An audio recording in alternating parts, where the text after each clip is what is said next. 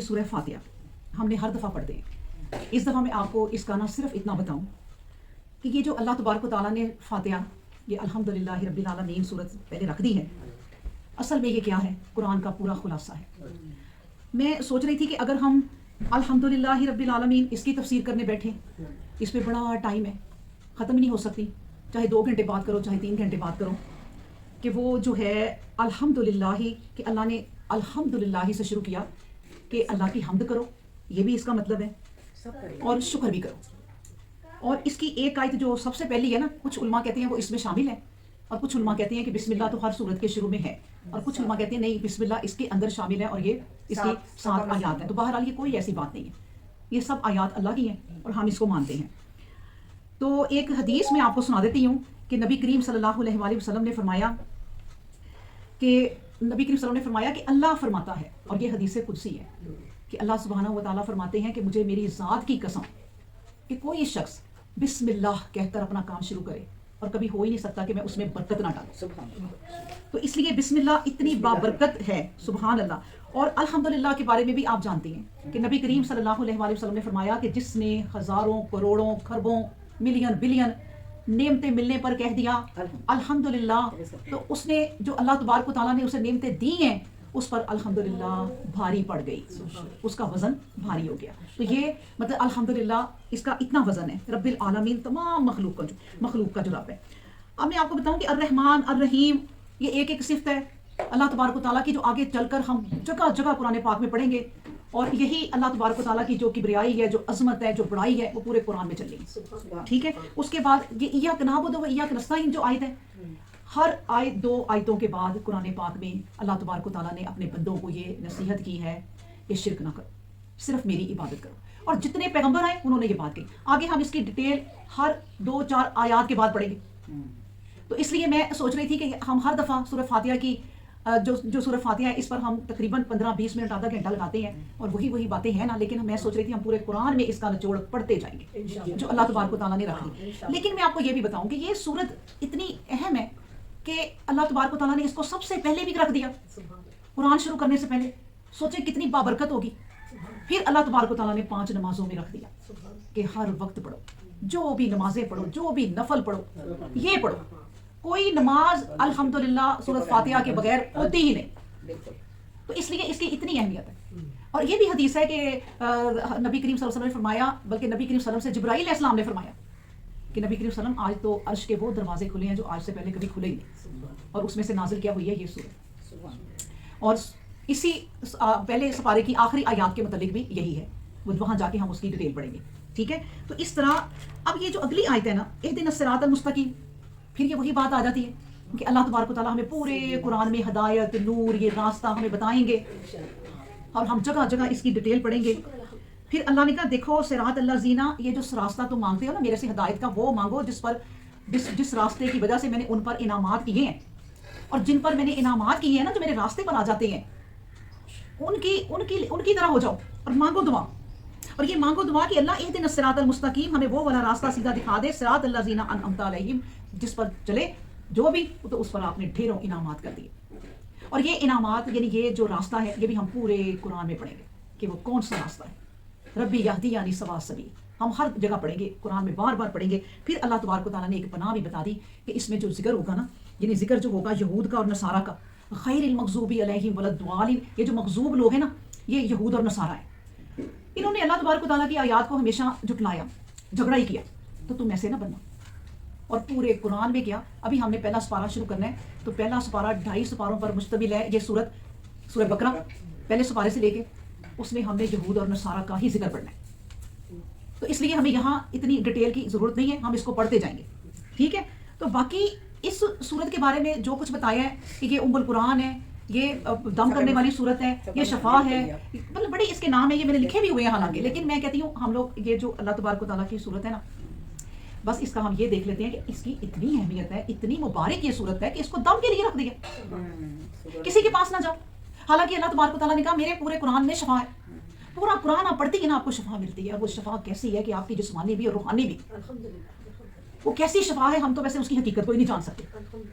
تو اس لیے اللہ تبارک و تعالیٰ نے کہا اس کو پڑھو، اس سے دم کرو، اس سے فائدے حاصل اٹھاؤ، اس کو نمازوں میں پڑھو. یہ ایسی صورت ہے، اس لیے اللہ نے کہا ساتھ ساتھ تمہارے میں نے رکھ دی ہے تاکہ تمہیں اس کا فائدہ پہنچتا جائے. یہ ہمارے فائدے کی باتیں، ٹھیک ہے. اس لیے ہم آج اس کا صرف اتنا پڑھیں گے اور اللہ تبارک و تعالیٰ ہمیں معاف کر دے اور ہمارا قبول فرما لے. ہم اس کی آیات کی تفسیر نہیں کر سکتے، جتنی ہماری ہمت ہے ہم اتنی کر لیں گے. تو اس لیے اللہ تبارک و تعالیٰ ہمیں معاف کر دے اور ہماری غلطیاں قرآن پڑھنے لگے ہیں، دورہ قرآن کرنے لگے ہیں. اور سب سے پہلے اس اللہ تبارک و تعالیٰ کی ذات کا، الرحمن الرحیم کا، ذوالجلال والاکرام کا ہم شکر ادا کریں کہ جس نے ہمیں یہ توفیق عطا فرمائی کہ ہم یہ پھر سے آج پڑھ رہے ہیں. اور ہم میں جو ایک بہن نہیں رہی اور وہ ہر سال بڑے شوق سے 14 سال آتی رہی، اللہ تبارک و تعالیٰ انہیں جنت الفردوس میں جگہ دے. اور جتنے لوگ ہمارے جا چکے ہیں اس سال، ان سب کو اللہ تبارک و تعالیٰ جنت الفردوس میں جگہ دے اور ان کی خطائیں، ان کے گناہ معاف کر دے. اور ہم شکر کرتے ہیں اس رب کا کہ اس نے مجھے اس سیٹ پہ پھر بٹھا دیا دورہ قرآن کے لیے اور آپ کو بھی لا کے یہاں بٹھا دیا. یہ سب اس کا ہی ہے. اللہ اکبر، اس کا کرم ہے. یہ کرم سے مجھے یاد آیا، میں سناتی جاؤں حدیث. نبی کریم صلی اللہ علیہ وسلم کے پاس ایک بندہ آیا، وہ تو صحابی تھے نا، ظاہر ہے. نبی کریم صلی اللہ علیہ وسلم کو دیکھ لیا تو انہوں نے کہا نبی کریم صلی اللہ علیہ وسلم، آخرت یوم قیامت جب ہوگی، آخرت کا دن تو کون حساب لے گا؟ نبی کریم صلی اللہ علیہ وسلم نے کہا اللہ کریم. تو وہ ہنستا ہوا چلا گیا. نبی کریم صلی اللہ علیہ وسلم نے کہا اسے واپس بلاؤ. نبی کریم صلی اللہ علیہ وسلم نے کہا بھائی تم نے اتنی بات سنی اور ہنستے ہوئے چلے گئے کیوں؟ انہوں نے کہا نبی کریم، کیونکہ عربی تھے نا، وہ عرب کو سمجھتے تھے، عربی کو سمجھتے تھے جو عرب لوگ ہیں.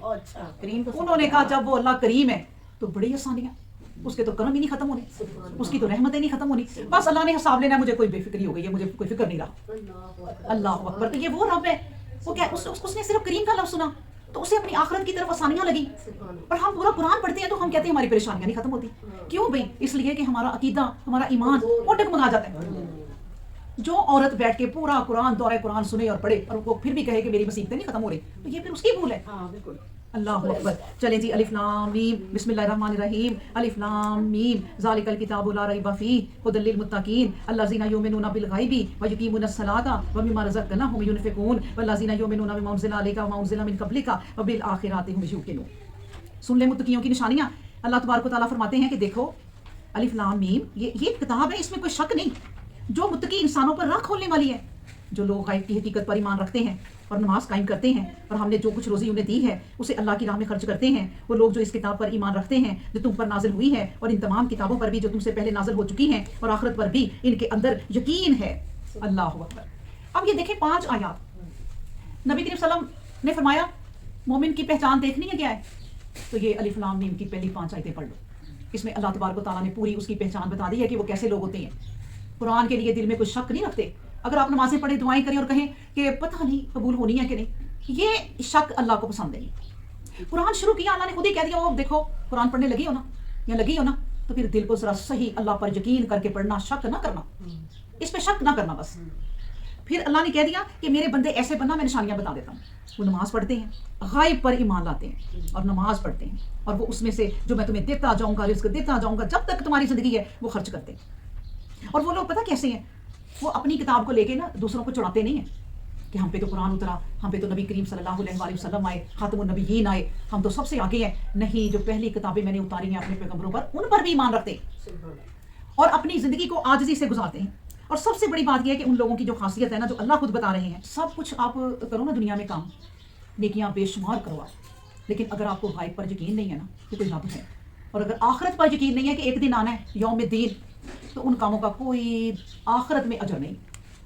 یہاں دنیا میں دے دے گا اللہ کہ تمہیں یہاں توبہ دو کی، میں نے تمہیں کوشش بھی کی، تمہیں جو بھی کیا میں نے تمہیں اس کا صلہ دے دیا. آخرت میں کوئی نہیں. آخرت میں کن کے لیے؟ یہ آخری بات ہے، وبالآخرۃ ہم یوقنون، کہ جو آخرت پر یقین رکھتے ہیں، پھر ان کے جو دنیا کے اعمال ہیں وہ آخرت میں بھی کام آنے ہیں. اللہ اکبر. اس کے بعد ہے اولئک علی ھدی من ربہم واولئک هم المفلحون. اور یہ لوگ پتہ کیسے ہیں؟ علی ھدی من ربہم، یہی لوگ ہیں جو اپنے پروردگار کے راستہ پر ہیں. بس جو 5 نشانیاں بتا دی نا اللہ نے، اور یہی ہیں کامیابی پانے والے. یہ لوگ ہیں جو دنیا میں بھی کامیابی پائیں گے. حالانکہ کامیابی پتہ وہ کیسی ہے؟ عجیب و غریب قسم کی کامیابی ہے. میں آپ کو بتاؤں دنیا کی کئیوں کو نظر ہی نہیں آتی کہ یہ کامیاب شخص ہے. انہیں وہ رلتا کھلتا میلے کپڑوں میں نظر آتا ہے. کئی انسان ہیں جو اپنی زندگیاں اتنی تنگی میں اور گزارتے ہیں، وہ ہماری نظروں میں، دنیا کی نظروں میں کوئی کامیاب نہیں. یہ ایک عجیب کامیابی ہے. اللہ ان کے لیے بھی کامیابی کہہ رہا ہے کہ یہ وہ لوگ ہیں جو غیب پر ایمان رکھتے ہیں اور آخرت پر یقین رکھتے ہیں اور میرے دیے ہوئے میں سے خرچ کرتے ہیں. یہ وہ لوگ ہیں جو اللہ تبارک و تعالیٰ نے کہا ہدایت پانے والے ہیں، اور یہ ہیں فلاح پانے والے. اور فلاح مطلب کہ جو پا گیا، جو اللہ نے کہہ دیا کہ وہ لوگ جو فلاں پا گئے اور آتے جائیں گے اور اللہ تبارک و تعالیٰ کہہ دے کہ بس بھائی تمہارا حساب ہو گیا کلیئر، اب تم جاؤ، وہ فلاں پا گئے، وہ فلاں پا گئے، سبحان اللہ۔